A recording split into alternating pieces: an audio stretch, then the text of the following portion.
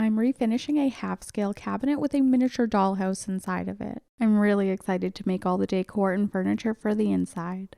I purchased this cabinet from fellow YouTuber Whitney LaBrie's jam-packed eBay store. To begin the transformation, I removed the BezPec sticker from the bottom so I can replace it later, and the drawers. I'm completely refinishing every single surface of this cabinet, so I'm starting by removing all of the hardware. I do not want to lose any of these pieces, so I'm putting them in a safe place.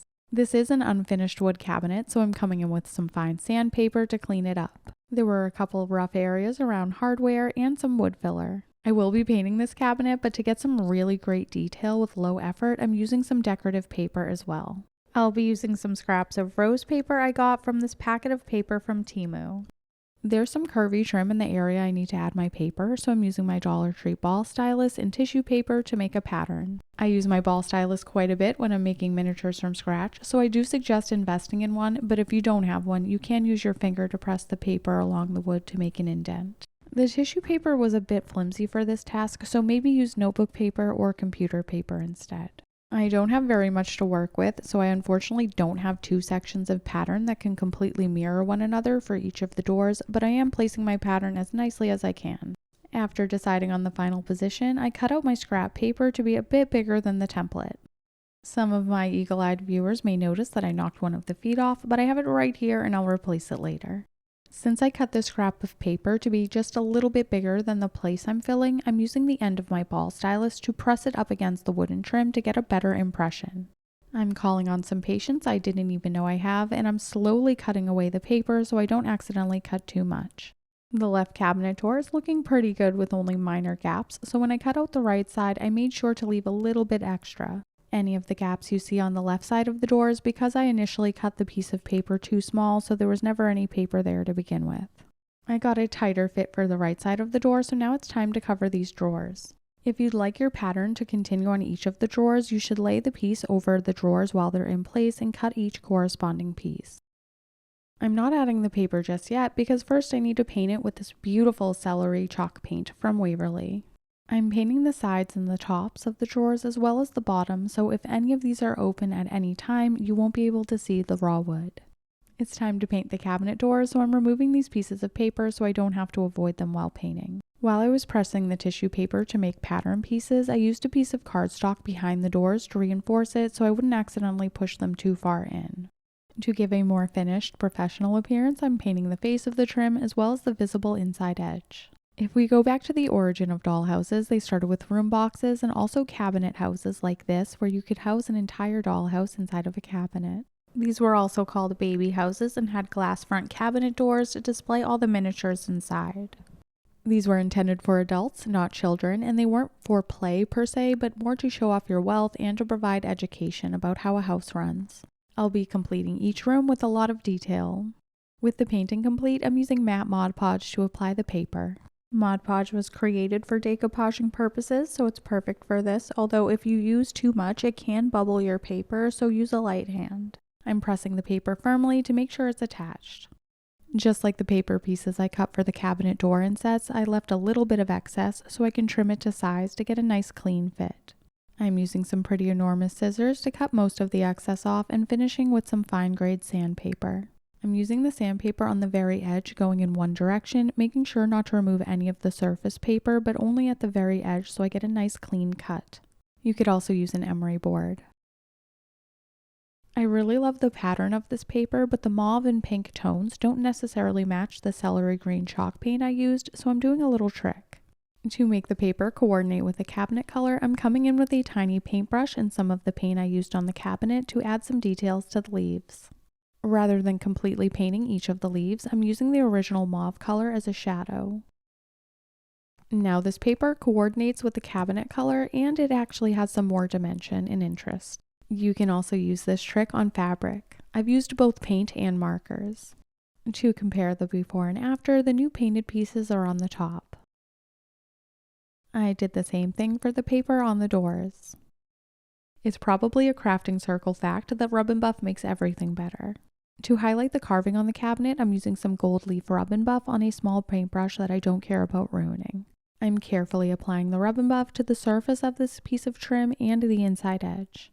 I'm doing the best I can to stay within the lines and coming back in with the original cabinet color to clean up any mistakes. Rub and Buff is a pretty thick wax, so it was hard to control with longer bristles, so I trimmed them very short and now I'm rubbing the paint onto the surface. I really love Rub and Buff because it gives a very realistic metallic luster in just one quick coat. It also dries almost immediately. I'm using the gold as a few key highlights, making sure not to overdo it. With the painting and the Rub and Buff done, I'm adding my pieces of paper. You may have noticed I left some excess gold around the outer edge of the inside of the cabinet door. If there are any gaps in my paper, I want this gold to be visible rather than the original wood color. I added a layer of matte Mod Podge and I'm using a clean brush to press the paper into place. I already love how this is looking, so this part was freaking scary, but I'm adding a layer of clear wax over the entire cabinet, including the paper. This product is from Waverly and it's a bit new to me, so I'm not 100% sure how to use it. I'm adding this layer of clear wax as a protective layer because I'll be aging this with some antique wax and I don't want it to be too dark. To mute the Waverly antique wax a bit more without adding any water, I'm using some of the clear wax. I'm starting by making some tiny timid strokes on the side of the cabinet, but then I eventually cover the entire thing and wipe away the excess with a paper towel. I let the layer of clear wax dry overnight so it adds a protective coat so less of this dark color seeps into the paint. Some of you may prefer the cleaner look of the original paint color, but I really want this to look like an aged French Provincial cabinet, so I'm really loving the glaze effect. Layering this glaze over the gold mutes the gold and makes it have less luster.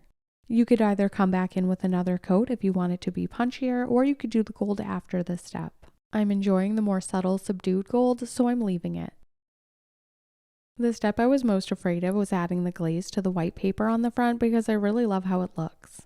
I started by skirting around the issue and adding the glaze to the outer edges of the cabinet as well as the entire face. Before committing to the cabinet door front, I'm adding the glaze around the very edges of the drawer. I want the center of the paper to remain bright. Off camera, I did add some gold around the edges of each of these drawers. I had just enough of the glaze left over and nothing goes to waste around here, so I'm finishing the back of the cabinet by making it look like stained wood. I fully intended to put the original hardware back on, but I completely covered the holes and I have no clue where they are. This is one of my all too familiar happy accidents because now I get to use this pretty floral hardware I got from Earth and Tree Miniatures. I want all of the hardware to coordinate, including the two original knobs that go for the cabinet doors, so I'm cleaning these with rubbing alcohol. This will remove any oils and matte clear, so there's a little bit of texture for my Rub and Buff to stick to. I think the more subdued gold leaf Rub and Buff looks more expensive. I put the drawers in place and super glued the hardware to the front to make sure they're all in line. I used tiny studs that are meant as fingernail decor to cover the holes so it looks like these are attached with nails. I covered these with Rub and Buff as well so they match. I'll be keeping these 6 original knobs I didn't use in my stash. Each of these tiny rooms is barely bigger than a Lego, so instead of working in such tiny spaces, I'm making some cardstock walls. To remove the bulk from each corner, I'm using my craft knife at a slight angle to remove a V-shaped wedge. This is a handmade piece, so each of these rooms might be a slightly different size, so I'm numbering each of my room boxes. I'm using a bit of the cabinet paint to hide the cardstock edges. I've come up with a plan for each room, so now I'm moving the stairs to a safe place. Now that I have an idea of what each room will be, it'll be easier to choose the wallpaper. I'm using a combo of miniature wallpaper, scrap paper, and cutouts from magazines and a pamphlet. I'm using a bit of this art to look like a mural. I'm attaching it with double-sided tape and cutting away the excess. It's a lot easier to wallpaper this cardstock versus these teeny walls. For the rest of the gluing, I decided to use a glue stick. It's a low moisture option that won't ripple my wallpaper. I'm using the scrap of 1/12 scale miniature tile I got from a miniature grab bag for the bathroom walls and the floor. And this is why miniaturists have a hard time throwing anything away. These stripes will be some carpeting in a bedroom, and I drew some lines on this piece from a magazine to simulate tile. I love the aesthetic of a black and white tile floor, so I cut some pieces out from the pamphlet to piece together my own floor. This will be in the dining room, so I'm hoping the center rectangle looks like a rug. I made a cardstock room to show off each of the floor and wallpaper combos since it's a little tricky to film in such a tiny space.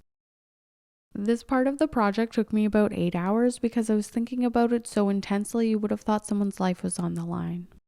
I'm adding so much furniture and decor, we'll see how much of this we can even see in the end. Each of the hallways is getting the same miniature wallpaper glued directly to the walls with glue stick. I'm quickly finishing each of the floors by adding a coat of dark wax and painting the ceilings gold. Now we can move on to furniture and accessories. I'm starting in the bathroom with this marker cap. I sliced the tip off with my craft knife and cut it in half to make a tiny sink for the wall. At this scale, the lines of the marker cap look like the ridges of a fancy porcelain sink. I'm using gold no-hole nail beads as the taps and faucet on the wall. Every bathroom needs a mirror, so I'm gluing a small jump ring to some metallic paper I got with makeup brushes. You could also use aluminum foil. Let me know what you think, but I think the first mirror is a bit too big, so I made another smaller mirror so it's a better scale for the sink. To make a Victorian style toilet, I glued one of these plastic confetti pieces to a painted bit of Q-tip. I combined a small chunk of wood and a plastic rod painted gold to make this high tank toilet. I'm using this plastic piece I got from a Ziploc bag as the bathtub by trimming off the edges and capping the holes with some paper. After trimming the paper, I painted the tub gold and filled it with diamond glaze and beads to look like water and bubbles. I bent a thin piece of wire to look like a tub spout and inserted it in the diamond glaze before it was dry. Now I'm moving into the kitchen and making a cabinet for the back wall using some cereal box and a bamboo skewer. To fake the look of cabinet doors, I cut out smaller squares of cereal box and glued them to the front. I'm adding some color with Waverly Dark Wax. For this piece, I'm covering it with gloss Mod Podge to add shine and to hold tiny caviar beans that look like knobs. I attached a marble top and realized the cabinet is half the depth of the room. I replaced the bamboo skewer with a toothpick so the cabinet won't be as deep. I also trimmed down the top to make it smaller. Now that I have some extra floor space, since I made my cabinet a lot shallower, I'm making a butcher block table. I salvaged some wood from my stash of miniature wood scraps and colored it brown. Now I'm making the tiniest accessory I've ever made. I'm using the tip of my craft knife and an aluminum lid I've had for years to cut the teeniest, tiniest butcher knife you've ever seen. This is so tiny I did not take a breath after I cut it out. I'm dipping the very tip of it in some black paint to make it look like a handle. I learned this technique from a Fran Sussman class.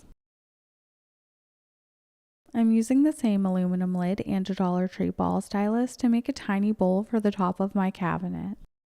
I cut it out using my 1/8 inch hole punch. I'm coloring some caviar beads with acrylic paint to fill my bowl with potatoes or whatever you think they are.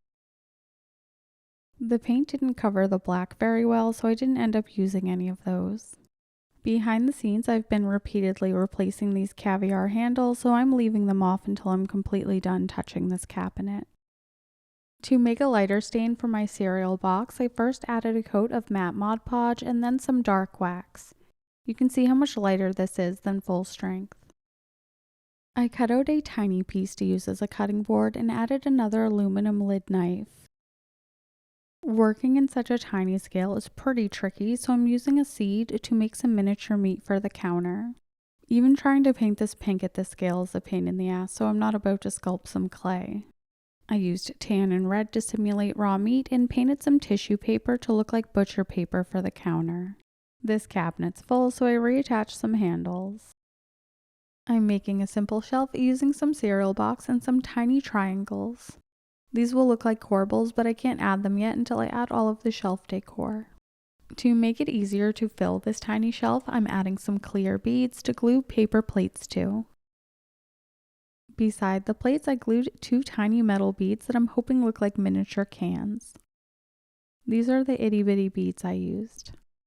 I'm cutting off the bottom of this fancy toothpick to create a canister with a lid. I struggled enormously to glue a tiny label to this canister. I filled in the space to the right of the canister with a metal bead so it looks like a big bowl. Now I'm moving on to another room, starting by making some accordion folds in a piece of cardstock paper. I'm slightly flattening my folded cardstock so I can cut a strip off the bottom. I'll leave the rest of it intact. I'm using acrylic paint to paint some of the accordion folds. You could also just use a marker for this if you don't want to pull out your paints in a tiny brush. I'm sealing the paper using a mixture of Mod Podge and a little bit of brown paint for age and interest. These little strips of paper will become tiny books. I cut 3 strips from the larger chunk of paper.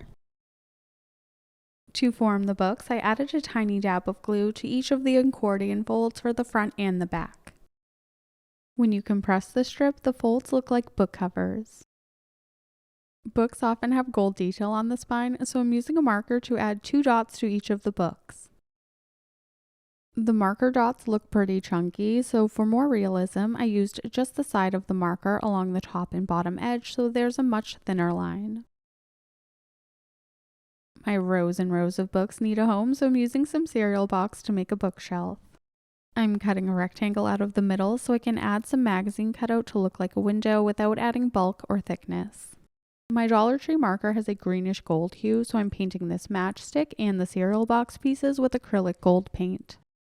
I used the matchstick as a window seat and across the whole bottom of the shelf. I added the books with some of them on their sides for added interest, as well as some beads and even this tiny potted plant. There are even pillows on the window seat. I still have lots of leftover books I may be able to use in the rest of the dollhouse. I realized the window looked really flat, so I removed the pillows and added some Diamond Glaze for shine.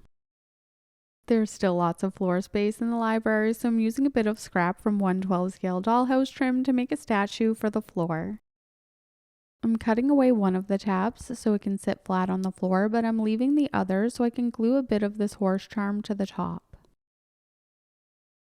For some added depth and age, I'm using dark wax on the bottom. If I had a tiny man's head, this would be a bust instead, but I really like it. I used the same type of scrap and some flocking as a floor plant. It looks a bit like broccoli, but it isn't. Moving into the parlor, I cut out a cello from some cereal box. This is obviously really flat and boring, so to add dimension and realism, I'm adding some wood glue. This also creates a smooth surface. While the glue was still wet, I created a hole in the wood glue and added bits of paper for more detail. I trimmed the paper after the glue dried and added acrylic paint and a sealer for shine. We simply must have a place to sit in the parlor, so I glued paper to a Q-tip and added a bit of wood. I want this paint to look more like velvet fabric, so I added baking soda for some texture. I tied 2 knots in a piece of thread and painted them gold to make miniature tassels. A gold pillow and cushion finishes the look. One of my favorite materials for dollhouse miniature making is foam core, and here I'm using it to make a bed. I've been using this floor template and my cardstock walls this entire time to keep my minis in scale. This foam core bed is luxuriously too thick, so I'm slicing it in half. This pink toile fabric coordinates nicely with the wallpaper while still providing contrast. Now the bed isn't quite tall enough, so I glued another layer to the bottom using just cardstock. To make the littlest bolster pillow, I sliced away some of this Q-tip and unpeeled some of the paper so it's not as big. I want this bed to be ultra fancy, so I glued some tissue paper to the end of a Q-tip and secured it using some string. I'm simulating fabric here, so I'm painting it gold so it's not just tissue paper white. Some of the tissue tore during painting, so now I have a shorter canopy. I'm trimming away the extra Q-tip, which I was using to hold the canopy while I shaped it and painted it.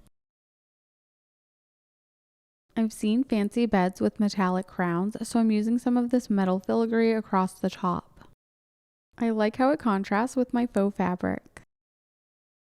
Some painted paper doily makes a nice throw blanket at the end of the bed. I added color to a paper Q-tip using some watered down brown paint, and now I'm lightly coating it with gold. I cut it into 2 tiny pieces.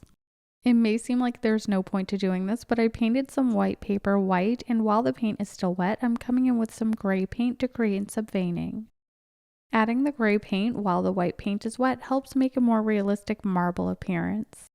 I punched out a circle using my 1/8 inch hole punch and added a bead to the top.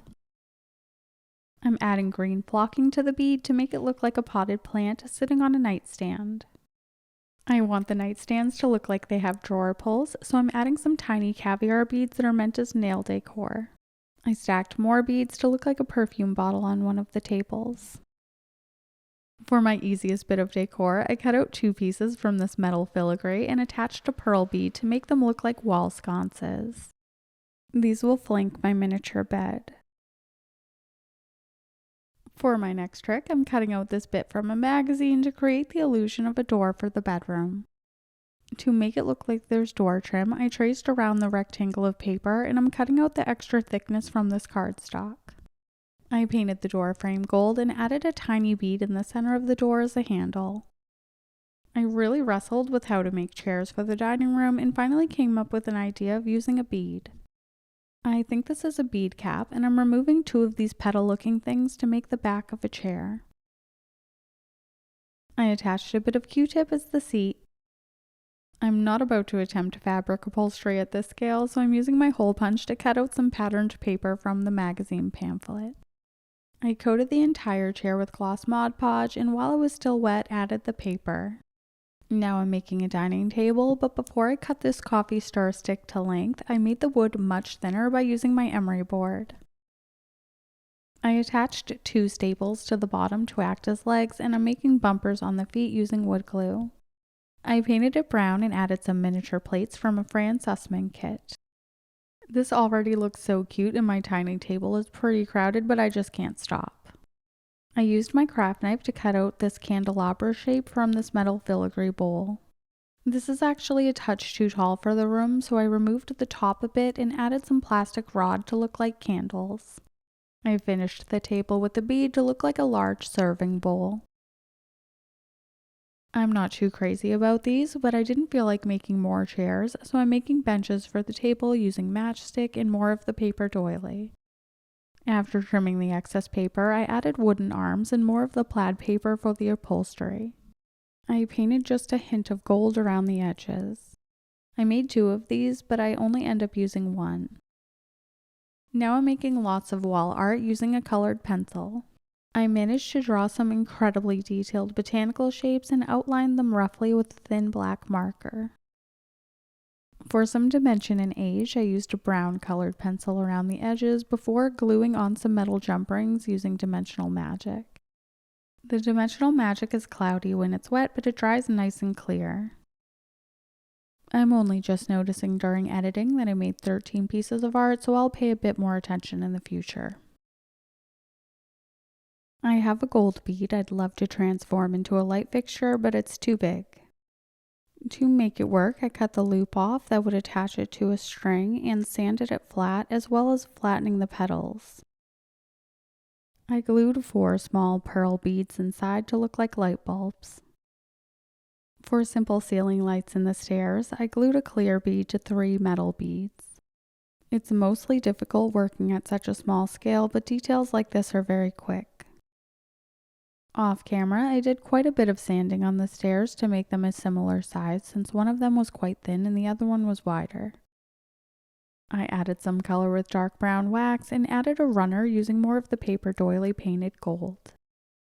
For some unknown reason, this strip of paper doily was very reluctant to take up residence on the stairs, so I had to use liberal amounts of Mod Podge to encourage it.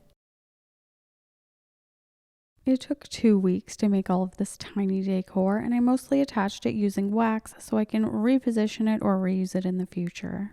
I secured the walls and floors using double-sided tape so they can easily be removed. I created him for the library, but I ended up using the horse bust in the hallway on the top floor.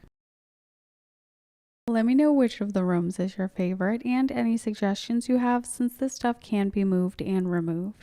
Consider joining my Patreon either as a free member or as a paying member for $3 a month.